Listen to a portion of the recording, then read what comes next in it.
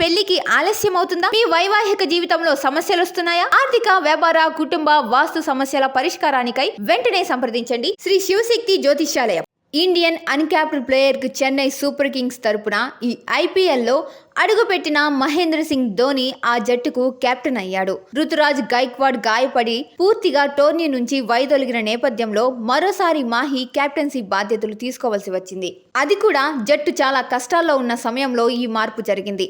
ఆడిన 5 మ్యాచ్ల్లో 4 పరాజయం పాలై తీవ్ర ఒత్తిడిలో ఉంది. ఐపీఎల్ చరిత్రలో 5 టైటిల్స్ గెలుచుకున్న జట్టుకు ఇలాంటి పరిస్థితి అనే విమర్శలు గట్టిగానే వినిపిస్తున్నాయి. దీంతో టీంను తిరిగి విన్నింగ్స్ ట్రాక్ ఎక్కించే పనిని ధోని అర్జెంటుగా భుజాలకెత్తుకోవాలి. చెన్నై జట్టుకు నాయకుడిగా ట్రాక్ రికార్డ్ గురించి చెప్పాలంటే అతని విజయాల శాతం 60.42 అనే మాట ప్రస్తావించాల్సిందే.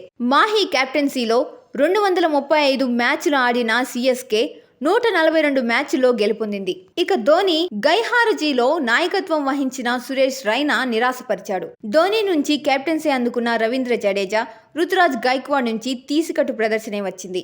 ఈ గణాంకాలు చాలు ధోని నాయకత్వంలో చెన్నై ఎలా ఆడిందో, ఎలా గెలిచిందో చెప్పడానికి. ఇక జట్టుకు మొత్తంగా 5 టైటిల్స్ తెచ్చిపెట్టాడనే విషయం ప్రత్యేకంగా గుర్తు చేయాల్సిన అవసరం లేదు.